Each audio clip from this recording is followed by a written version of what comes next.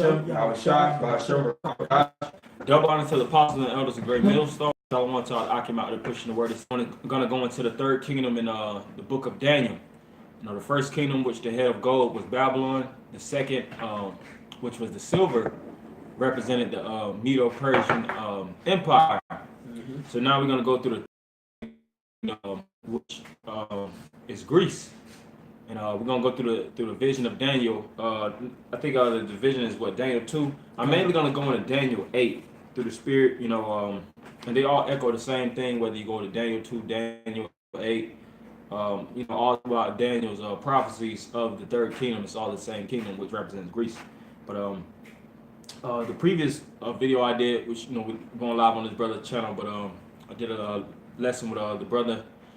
Fellow brother in the camp, and we was doing the Persians and the Medes, and the Medes domination in the Middle East, and how they basically took down the Israelites, and eventually they fell to Greece. And if I'm not mistaken, it was what, Darius III that fell to Alexander the Great. So this is the continuation of that the story. So I'm gonna read this Daniel 8:2. And I saw in the vision, and it came to pass when I saw that I was at Shushan in the palace, which is in the province of Elam, and I saw in the vision, and I was by the river of Ulai. Then I lifted up mine eyes and saw, and behold, there stood before the river a ram which had two horns, and the two horns were high, but one was higher than the other, and the higher came up last. Right, and that ram represents the Persian and Mede Empire, the joint empire, and the one horn that's higher than the other was the Persians, because the Persians actually took down the Medes and they ended up running over the Medes. But what made them different is they were basically in a form of alliance. The Medes had a so-called separate sovereignty, but it was still connected, like America connected with the EU and NATO.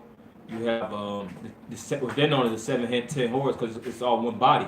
Now the EU has its own separate independent practices, but they're still joined one to another, so to speak, joined at the hip.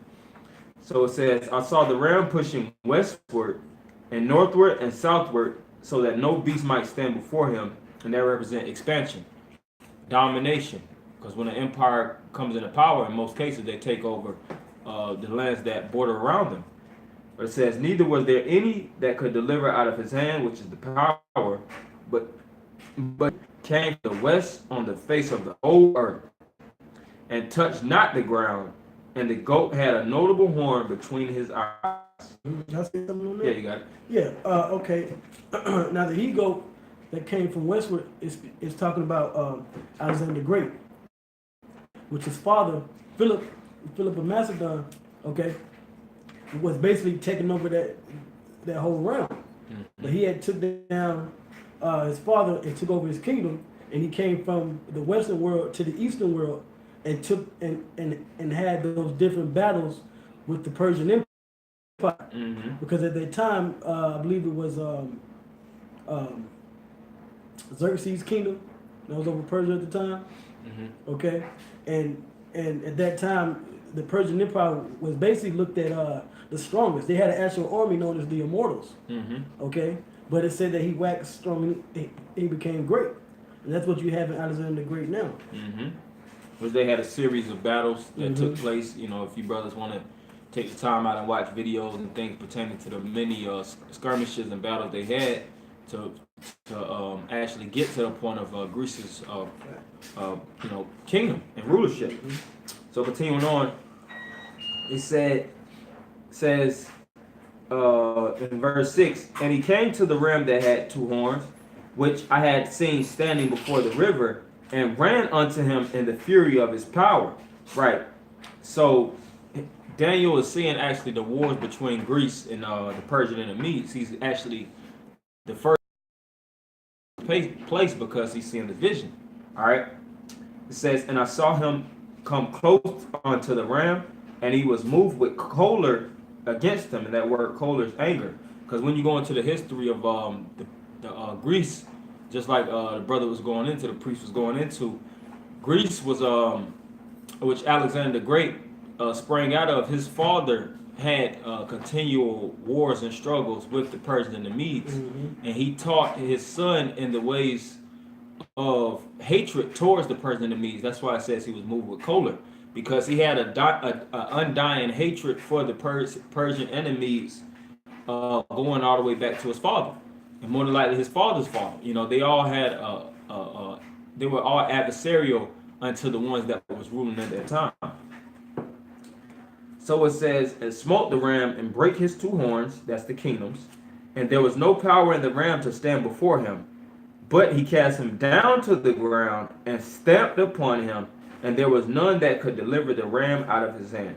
Right, so that's when the Grecian rule under Alexander the Great fully came up into prominence, and you read that in the book of Maccabees. All right, so it says, therefore the he-goat waxed very great, and when he was strong, the great horn was broken, for it came up 4 notable ones toward the 4 winds of heaven. Right, and when you go into the history of Alexander the Great, which is located in First Maccabees, the 1st chapter, it speaks about how Alexander the Great came into power, and in the duration of time, he fell sick. That were contemporaries unto him, his lieutenants, so to speak. Those are the ones that basically desired the next position of power. And you had, if I'm not mistaken, it was actually 5 major individuals. It was Seleucus Nicanor, you had Ptolemy, you had Lysimachus, Cassander, and you had this guy Antigonus. Now, when you go into it, the 4 actually banded together to take down Antigonus, because that was 100 years of history. And after they took Antigonus down, they fought between each other. And that's the main 4 individuals that's located in the book of Daniel that went and had continual struggles one towards another. And it basically boiled down to Cassander lost his positioning, and Lysimachus, which, if I'm not mistaken, Cassander was over Macedon. All right, and Lysimachus, I think he was in the Middle Eastern region, and you had Seleucus in the north and Ptolemy in the south. All right, and after Cassander and Lysimachus basically got swept out, it came the Seleucid dynasty and the Ptolemaic Seleucid Empire, versus the Ptolemaic dynasty. But it's gonna go a little bit more in the history of it, which that's gonna be later on in the segment, so to speak. But you have anything you want to bring up? I did, because you had mentioned about Philip of Macedon having a certain hatred for the Persians, and there was those different battles and skirmishes that they had, or that the ill will that they had to lead into him, training up Alexander and then taking over eventually the Persian Empire. This is an excerpt from the book Alexander the Great by Robin Lane Fox. All right, and this is from page 92. So it says war Philip had announced was being declared against the Persians on behalf of the Greeks to punish the barbarians for their lawless treatment of the old Greek temples. He was fighting as the Greeks' crusader. So this when he was, on his come up, and had chosen his slogan for its many subtle overtones. Historically, it referred back to the dark days of 480, when the Persian king Xerxes had invaded and left a trail of sacrilege, which only ended with his sensational defeats at Salamis and Plataea.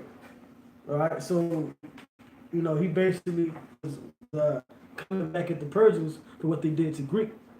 The Greeks. All right. Yep, and that's the choler. That goes exactly into the choler, which is Daniel actually saw. The anger. It's a little bit more. Okay. And I'll just read this in First Maccabees. This is First Maccabees 1:1. And it happened after that Alexander, son of Philip, the Macedonian, who came out of the land of Shittim, had smitten Darius, king of the Persians and Medes, that he reigned in his stead the first over Greece. Right, and that's Alexander. He reigned in his stead the first over Greece. Continuing on, and had many wars and won many strongholds and slew the kings of the earth, and went through to the ends of the earth and took spoils of many nations, and so much that the earth was quiet before him. And just like we read in Daniel the 8th chapter, it said that he didn't basically sit down, you know, and he didn't put that sword down for a second. His whole thing was to campaign. When you go into Alexander's history, to campaign as much as possible and to take down as many kingdoms as much as possible. If I'm not mistaken, he was what was he, 32 when he died? 32. I think he had a 10-year legacy, 12 years legacy of just continual wars and continual fightings. And you know, he took a lot of kingdoms down in that 12-year time span. And even his generals, the men that was under him, they were pretty strong themselves. You know, the representatives. That's why even with Alexander, even the one his understudies, so to speak, his generals still had a long line of rulership. Like the Seleucid, you had Seleucid Nicanor the first, and Ptolemy. Those individuals, they expanded and they had heavy influence all over the world. Like Ptolemy, you had in Egypt, you have the image of Serapis Christos. You know, you have Ptolemy's influence all throughout Greek, Egypt, even unto this day. You know, same thing with Seleucus. You have the land of Antioch, which is after Antiochus Epiphanes. So these individuals were, you know, they when they was in a level of power, they wasn't putting the sword down. They were constantly breaking down these different nations. So continuing on, and went through to the ends of the earth until he was exalted and his heart was lifted up. And he gathered a mighty strong host and ruled over countries and nations and kings who became tributary unto him. And after these things he fell sick and perceived that he should die. Wherefore he called his servants, such as were honorable and had been brought up with him from his youth, which is his childhood, and parted his kingdom among them, while he and his servants bare rule every one in his place. And after his death, they all put crowns upon themselves, so that their sons after that many years, and evils were multiplied in the earth. Right, and while we multiply the earth, when you go through the book of Maccabees, you see how they ransacked the temples. They pushed the spirit of Hellenization, which Hellenization really first started with Alexander the Great, but they took the style of Hellenization and they built on top of it. And I actually have this book that goes into it, into the history of these different. I'm not gonna go too far into it, but it's it says in 198. It says Jewish priests on good terms with the Seleucids.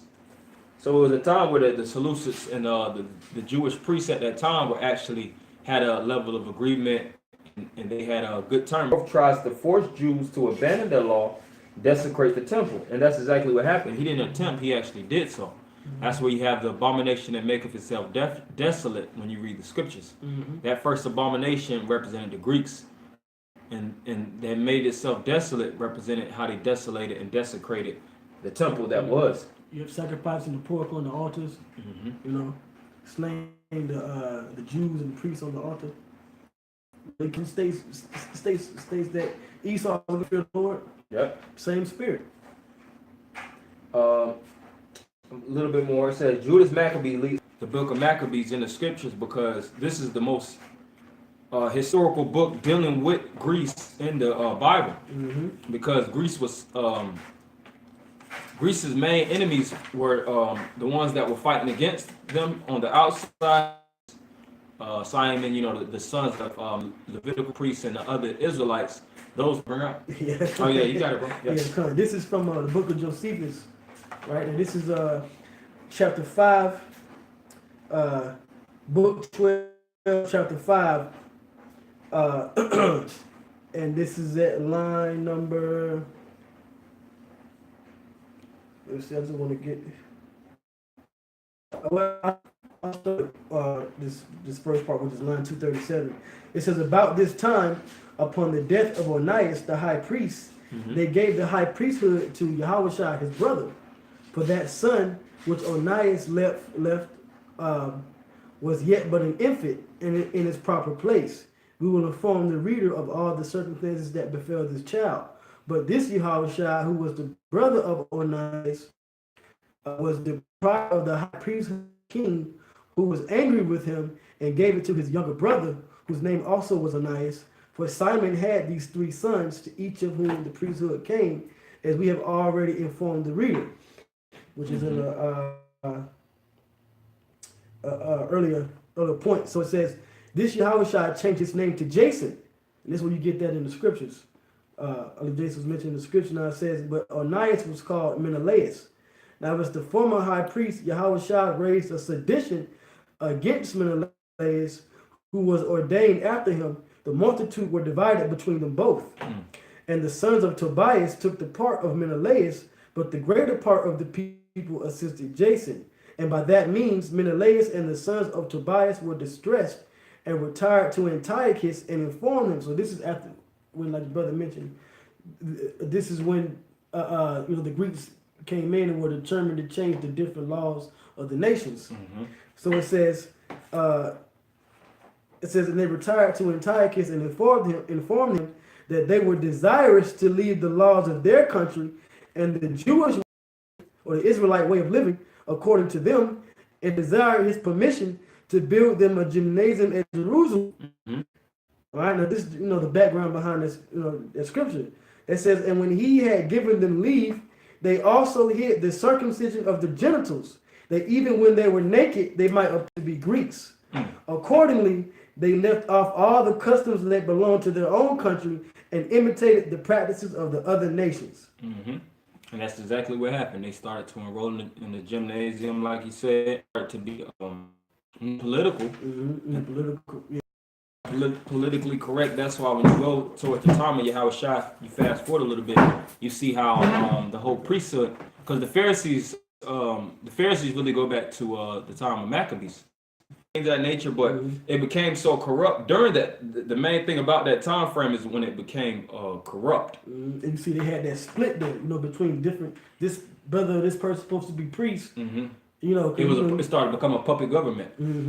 And you had it, which set up. The term in politics is a satellite state, because when you go in a satellite state, they'll let independence, but they'll monitor them. They'll set up like a leader, maybe a puppet government, or they'll have somebody in the midst that'll constantly monitor them, so that there'll be no revolts or anything of that nature. So Israel was going through, was starting to become a satellite state. That's why during the time of Yahushua, when Yahushua was talking about destroying the temple, not actually physically destroying the temple, but when he was prophesying about the rebuilding of the temple and things of that nature, their whole reaction was to run and tell the Romans, because they were basically being influenced and basically being fed by the Romans. And I just have this term, and I'm gonna go back to it under satellite state. Heavy political, economic, and military influence or control through as Israel. Politically, that's what the Pharisees and the Sadducees. The king. Yep. In the form of economics, that's where you had the tax collectors. They were collecting taxes as Israelites from Jacob in the Middle East, but they had to pay what? Federal tax unto the Romans. And it says, and also military, because even Jake. To be honest, Jake didn't really have a form of a military even back then. They started to lose their grips and control in all things, but they had a level of allowance from the Romans during that time, and even back then, even toward the Grecians, because it's even parallel when you see how things started to develop and how Rome took that same spirit from Greece, because the brother just read it, on how the corruption became and how Antiochus in all those positions and power. And I have some more of that. If not, I have that. Yeah, I have this precept in Maccabees. This is 2 Maccabees 6:1. Now, long after this, the king sent an old man of Athens to compel the Jews to depart from the laws of their fathers, the temple of Jupiter Olympius, and Gerizim of Jupiter, the defender of strangers, as they did desire that dwelt in the place. And that's how Israel became strangers. That's why when you read in Acts about where they were worshiping Jupiter, They was worshiping all these different gods during the Mhm. time of Acts because Mhm. this is the inception. Mhm. This is how things began. Mhm. All right, verse 3, the coming in of this mischief, and that's how they became strangers and Gentiles, because they started to be for it started to forbid the laws, statutes, and commandments that they were guided by their ancient world practices. It says the coming in of this mischief was sore and grievous to the people. Verse 4, for the temple was filled with riot and reveling by the Gentiles who defiled the holy places, and besides that brought in things that were not lawful. The altar also was filled with profane things, which the law forbiddeth. Neither was it lawful for a man to keep Sabbath days or ancient fasts, or if I'm not mistaken, that's feast. But it says fast right here, or to profess himself at all to be a Jew. So if they didn't profess themselves to be Jews, then what were they professing themselves to be? Right, exactly, and that's the whole thing with the mission with the other nations, you know, or the Gentiles. You know, the fact that you have Israelites scattered among the other divided between should we, you know, follow this priest and his, then they got the gymnasium and everything. So how many more Israel? Like you gotta imagine how many Israelites were following behind these men. And then it said one portion followed this man, but then the greater portion followed this man. Okay? And you know that influence went to other Israelites that were already out there in the nations just living. That's where wisdom comes in, man. Yeah, because I'm looking at this list.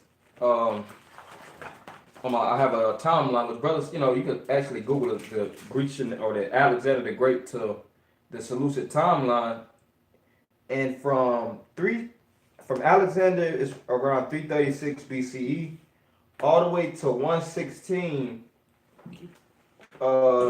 BCE, which is Antiochus the, if I'm not mistaken, the ninth Cyzicenus.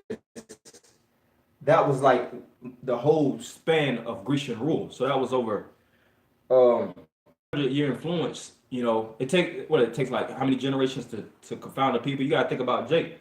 You know, when we came here in the 1600s, 1800s, we fully lost the culture of being Israelites, man. Think about now, 400 plus years. Majority of Jake doesn't even believe they're Israelites. Yeah, right. So many other, you know, corruptible philosophies out there by now. You know, for our people to say that the Israelites is far fetched. That's where you get this guy Alton Johnson from. You know, because Jake just has been saturated with so many other ways of life. If it doesn't fit their spirit, then they're not gonna fight. And the thing about it is, being an Israelite didn't fit Jake's spirit back then. You know, so how much more now? Yep. Jake was always rebellious. Yep. I got a precept too after me. Okay, a little bit more. Verse 7. And in the days of the king's birth, every month they were brought by bitter constraint to eat of the sacrifices. And when the fast of batches was kept, the Jews were compelled to go in procession to Bacchus carrying ivy.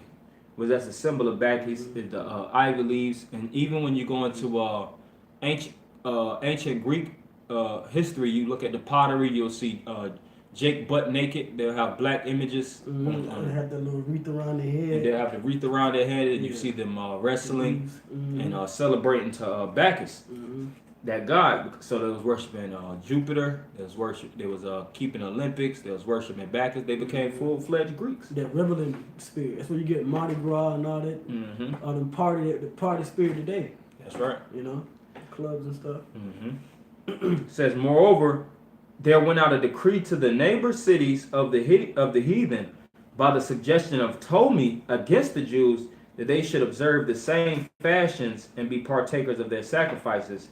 And whoso would not conform themselves to the manner of the Gentiles should be put to death. Then might a man have seen the present misery. So you had even in the land of the Middle East, which the Seleucids were taking over, you know, they was being heavily influenced by Hellenization.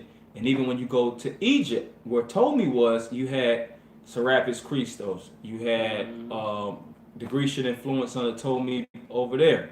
You know, they were being confounded by because it was just two different styles of of Grecian influence in both of those kingdoms.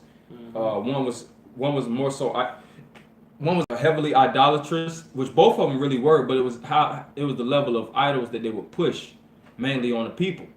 You know, because even when you go into Jake, it was a big bulk of Israelites that lived in Alexandria, Yep. Egypt, also. Mm-hmm. So they was basically being jacked up on both sides of the spectrum. Mm-hmm. So it says, I think that's really the main point. I'll read this last verse 10. For there were two women brought who had circumcised their children.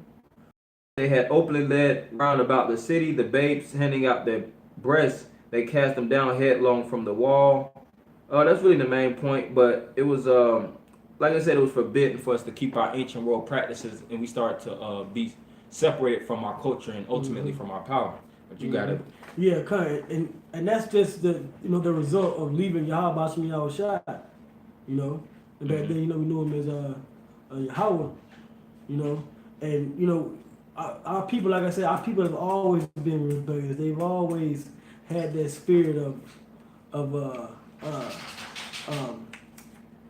not following their own ways, but following the heathen. Mm-hmm. You know, the whole thing about us even having a king over Israel went back to Jake wanting to follow the heathen. Mm-hmm. Went back to the Israelites want to follow the heathen that were around about them, the other nations. So our people have always had that spirit, man. All right. So now this is a real quick precept. This is Psalms 106 and 34. It says, "They did not destroy the nations concerning whom the Lord came." And learn their work from the culture influence. Even like today, you see Jake all throughout the universities and even the school system. That goes back to Greece.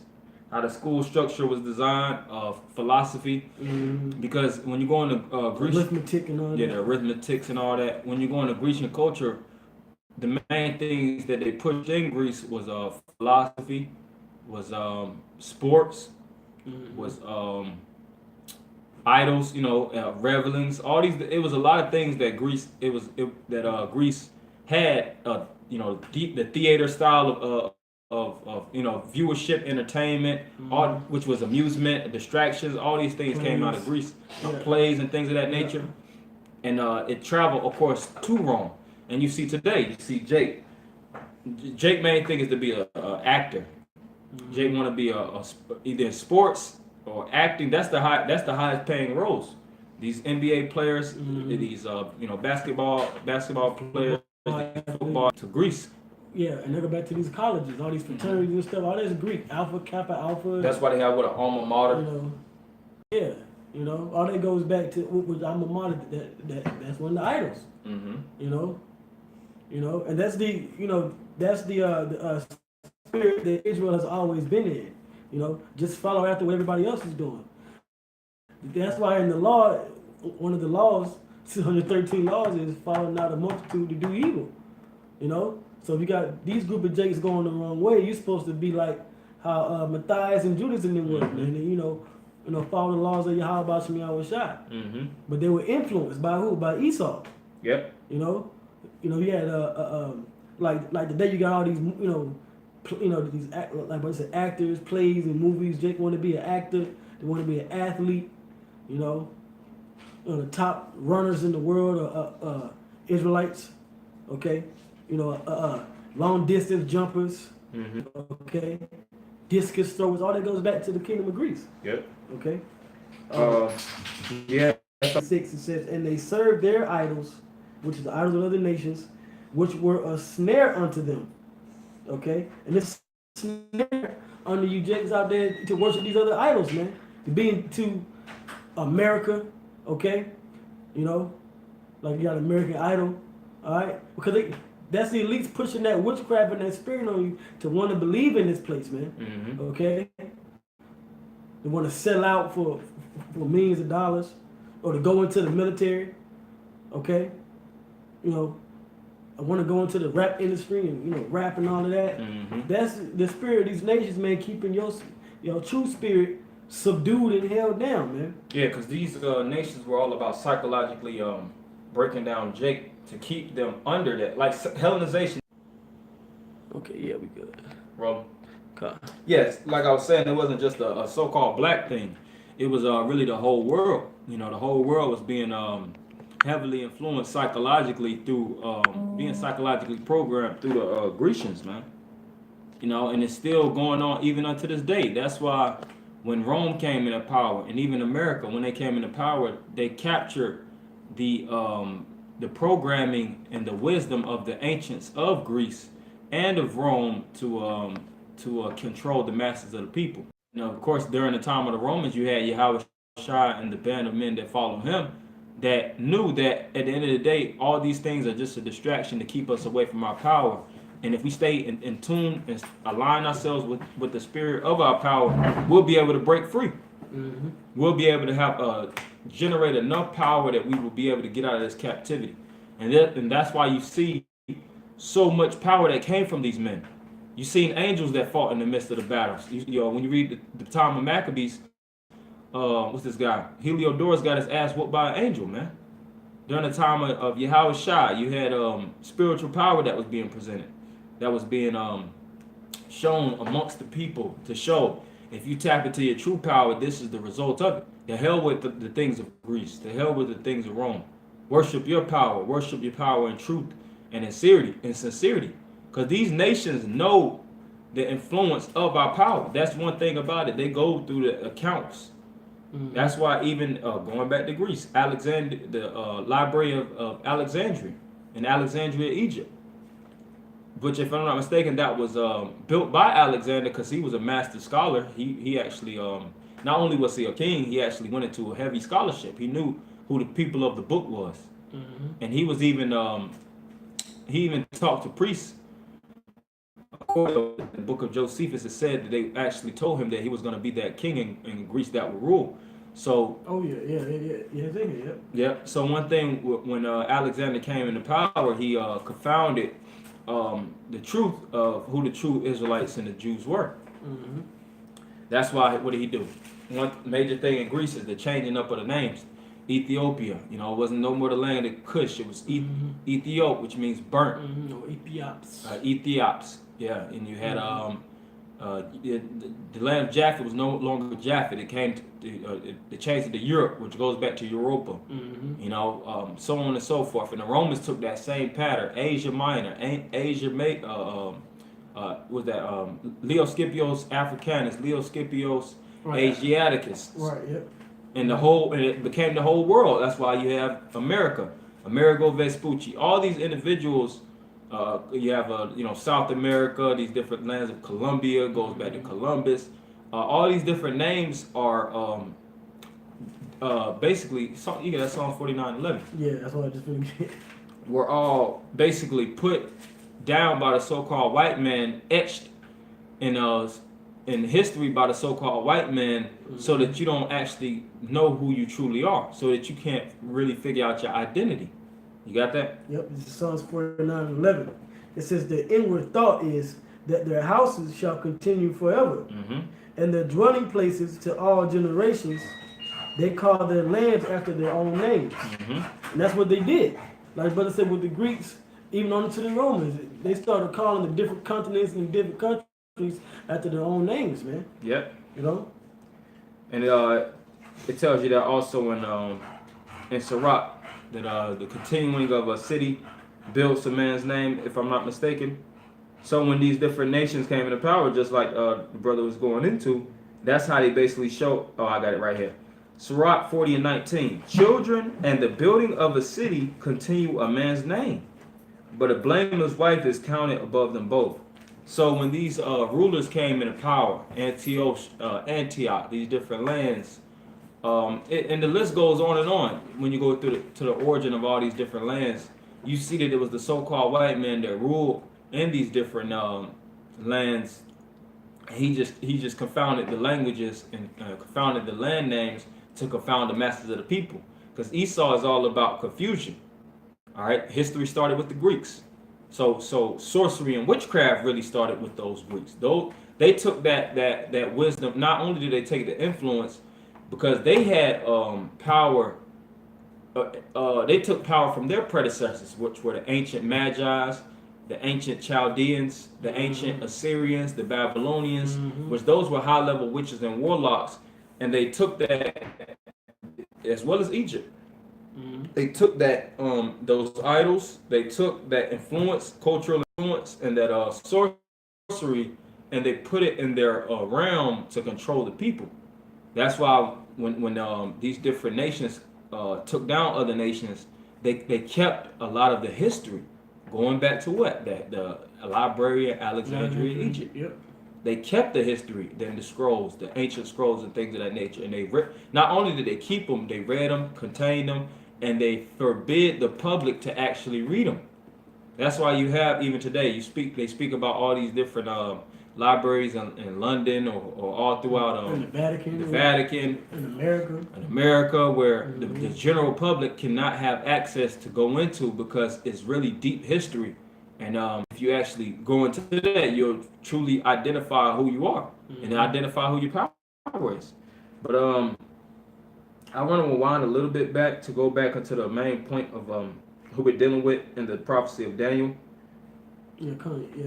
Yeah, I want to just jump into that. So I'm gonna go a little bit back to Daniel 8 again, Daniel 8:21. So we had to go through all these different things, to go through the rough goat, go through the influence of the goat, so that we could bring all these different things into shed light onto the third kingdom and how impactful it was and why it was known as the goat. Why it had these different names as an inferior material when you go into Daniel 2. It was known as what? The brass, which brass is inferior to silver. Because even though these kingdoms were stronger, they became more debaucherous. They were more wicked. Right. Pedophilia was heavy in Greece. All this filth and madness was started to become more and more acceptable unto the people, walking around butt ass naked. Right. Like the gymnasium, which goes back to the word gymnos, which means naked, or to exercise naked. So it became that brass. It became more inferior. Continuing on, verse 21 in Daniel 8, it says, well, I read I'll start at 19. And he said, behold, I will make thee know what shall be in the last end of the indignation, for at the time appointed the end shall be. The ram which thou sawest having two horns are the kings of Media and Persia. And the rough goat is the king of Grecia. And the great horn that is between his eyes is the first king. Right, which is Alexander the Great. That's the king of Greece. You know? So like even when you read certain other scriptures in prophecy, you know, where it mentions especially in the Old Testament, where it mentions Grecia, it's talking about the Edomites, because the first king to reign over that as a kingdom was Alexander the Great. And he was an Edomite. Yeah. Okay. A little bit more. It says now that being broken, whereas four stood up for it, 4 kingdoms shall stand up out of the nation, but not in his power. That's what we read in First Maccabees. That's right. The 4 generals, Seleucus, Cassander, Ptolemy, and Lysimachus. All right, those generals that were brought up with Alexander and came after him, they were the mini empires, so to speak, you know, or nations that came out of Greece, or what the different nations were up under those 4 different sectors, so to speak. Yeah. You know, and I believe Israel, Jerusalem was underneath the Seleucids.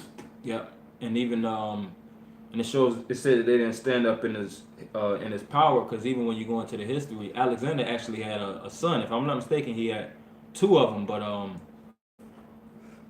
if I'm not mistaken, brothers could go into the history, Cassander actually killed one of his sons because he was supposed to be the heir to the throne, and they made sure that his child wouldn't be so. So they killed his son. They killed Alexander's wife. They basically destroyed his legacy, so that they would actually have, by political and military might, be crowned king. And that's why the war started to be, the scuffles started to become such a big thing. Like I said, it's over 200 years of history. That was a constant war. What does the scripture say? Satan divided against himself. How shall his kingdom stand? Right. So that kingdom had to fall. And I'm going to read a little bit more.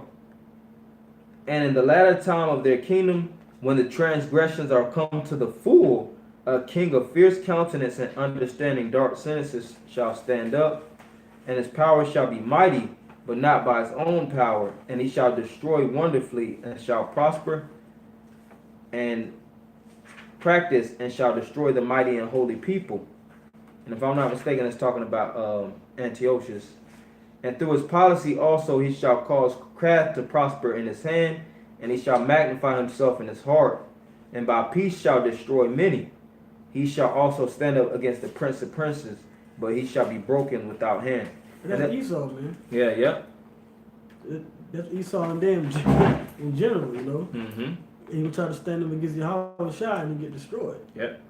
And that's how you know we're living in a time of that fourth kingdom, because after Greece is Rome, which Lord willing, you know, the next segment we'll go into the fall of Greece.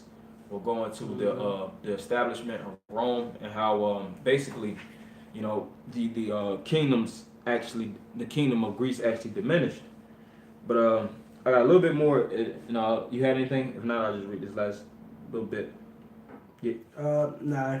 I mean, I was looking for something, but Okay. it came to me yet. So. Okay. Well, I'll just read this real fast. This is Daniel's 11:4. Basically echoing the same sentiment. I'll start at verse 2. And now will I show thee the truth.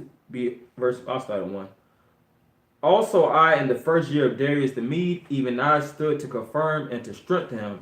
And now will I show thee the truth. Behold, there shall stand up yet 3 kings in Persia, and the fourth shall be far richer than they all. And by his strength, through his riches shall he stir up all against the realm of Grecia. And a mighty king shall stand up, that shall rule with great dominion, and do according to his will. And when he shall stand up, his kingdom shall be broken, and shall be divided toward the 4 winds of heaven, which is the scattering of the generals, and not to his posterity, nor according to his dominion which he ruled. For his kingdom shall be plucked up, even for others beside those. And I just spoke about how his kingdom got plucked up because his son and even his wife got killed. So his legacy basically got diminished. And the king of the south shall be strong, and one of his princes, and he shall be strong above him, and have dominion. His dominion shall be a great dominion. Right. And Daniel's the 11th chapter goes into the king of the south and the king of the north, which we're not going to touch on. You know, it's a lot of history in itself. If brothers, you get the time, you could go through the king of north and south, which the king of the north is Seleucus, and everybody that came out of his line is Seleucus the first, Antiochus the first, Antiochus the second, Antiochus the third, Epiphany, so on and so forth. Ptolemy, Eugatus. It's a lot of history. When you go into Ptolemy the third, it was just a back and forth scuffles between one another. Then they mention women, oaths and things of that nature. If I'm not mistaken, the woman that got married in the midst was what, Cleopatra. So it's like I said, it's a lot of history when you go into it. But you brothers, if you have the time, you can definitely go into it and look into it, because it's a lot of history. It's important, and when you go into it, you're basically reading the book of Maccabees. You'll read that same history. You'll see exactly what happened between these different kingdoms, how they fought one against another. But you had anything? Let's see here. There might be one more piece, and this just to bring out the fact that these different kingdoms are all they all came into power according to prophecy. Okay. This is Daniel chapter 7, and Daniel 7. I started 1. This is in the first year of Belshazzar, king of Babylon. Daniel had a dream and visions of his head upon his bed. And this is what, we entitled the lesson, Daniel's vision. It says, then he wrote the dream and told the sum of the matters. Verse 2, Daniel spake and said, I saw in my vision by night, and behold, the 4 winds of the heaven strove upon the great another. That's the different kingdoms. The first was like a lion and had eagle wings. I beheld till the wings thereof were plucked, and it was lifted up from the earth. That's Syrian going into the Babylonian kingdom. And that was a major symbol that they actually held in high regard, the lion with the eagle's wings. It's all carved all throughout the temples.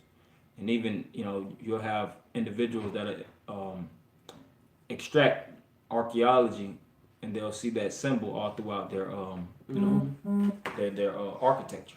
It says, and made stand upon the feet as a man, and a man's heart was given to it. Verse 5, it says, and behold, another beast, which is, this is the third beast, a second like to a bear. It's like this, yeah, it's second beast, and it raised up itself on the side, and it had 3 ribs, which is the Persian Empire, excuse me, and the mouth of it between the teeth of it. And they said thus unto it, arise, devour much flesh. That's the Persian Empire. And this is the point, verse 6. After this I beheld, and lo, another like a leopard, which had upon the back of it 4 wings of a fowl. The beast also had 4 heads, and dominion was given to it. Read that over.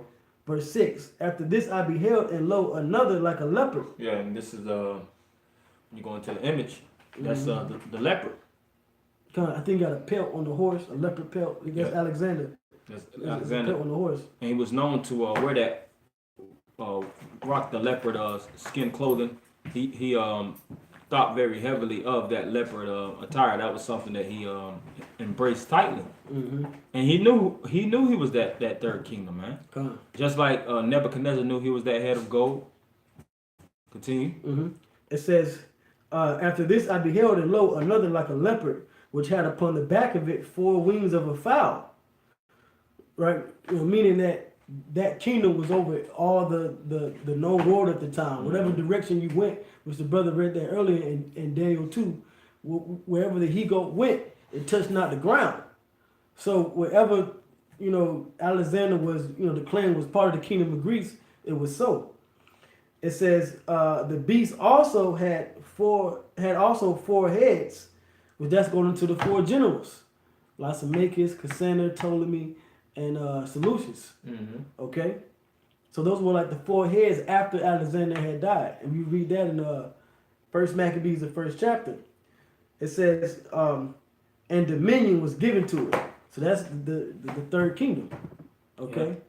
Yeah, we read the dominion, the influence of the dominion, how far they took it, because they took it far. It wasn't just, all right, we in rulership, let's give the people peace. Just like during the time of the Persians and the Medes, it was a horrible kingdom. It was wretched. At least the Persians and Medes allowed us to build the temple. They gave us grants and gave us rights to reestablish our own during the time of Ezra and Nehemiah. We didn't have to fight against Cyrus. We didn't have to fight against Xerxes and Darius. But we were fighting the Seleucids. We were fighting their generals and their underlings, because this is the establishment of Esau Edom. Mm-hmm. And Esau Edom always had a relentless and an undying hatred for the Israelites. Yep, that sword they had. That sword. And we weren't trying, and the Persians wasn't trying to steal our identity on the whole. They wasn't looking to take us away from our culture and our power. They was basically giving us rights and privilege, so to speak. Yeah, we're just on the tribute. We were just tributaries. On the different satraps and provinces that Persia had, the 127 provinces. Mm-hmm. But Greece was a whole nother power. Like it says when Greece came into power, evils and wickedness multiplied in the earth. Yeah. And even when you read during the time of the Persians and Medes, you had even women like Esther and Mordecai, Israelites that was in a high position. Even during the time of Babylon, you had Israelites that was in a high position. In Greece, it really wasn't Jake. Jake wasn't really up there, man. The highest position was the Pharisees and Sadducees, but they wasn't really up there. Puppets, man. Yeah, they was being puppets and being influenced.